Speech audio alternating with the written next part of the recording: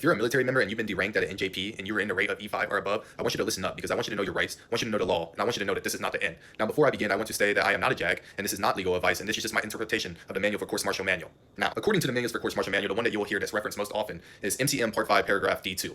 In this paragraph, it explicitly states that an officer may only derank a service member based on their promotion authority. Now, for E5 and above, promotion authority is not explicitly defined by law, meaning that there's no provision or no regulation stating that any officer has promotion authority. However, that promotion authority is governed by Naval Advancement Center. So for my interpretation, that means that Naval Advancement Center is the only place that holds promotion authority. No officer does. What that means for E5 plus sailors is that officers cannot exercise promotion authority for E5 plus since it's held by that Naval Advancement Center. That means any reduction in rank for E5 plus must consider the limits of an officer's actual promotion authority, which is not defined by law. So does that mean that they don't have any? Now, there is a stipulation is that the Navy Enlistment Advancement System does allow a commanding officer or an officer in charge to advance a sailor if they meet the requirements.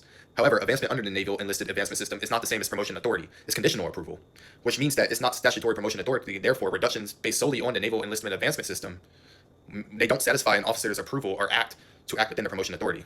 If that makes sense, what it says is that there is no law governing an officer's promotion authority.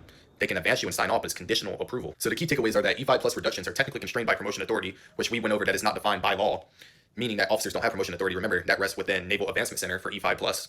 Officers acting outside their defined authority may be procedurally incorrect, though interpretations can vary, basically stating that this has been happening in the military since XYZ date and continuing is basically just tradition. So they've been acting on opinion rather than law.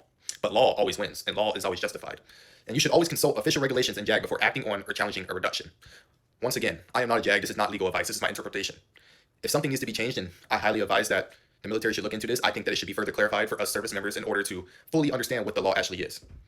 Now, I want you to know that if you have been deranked and you're in the rank of E5 plus, it's not the end of the world. And if it's been 3 years for your NJP, you can still use this stipulation and contact the Board of Naval Corrections, BCNR, and submit another appeal in hopes of restoring your rank. Thank you. One last thing before I go, I'm going to show you all of this. That way you see the key takeaways and it will make it easier for you. So here you can read through it if you want to do that.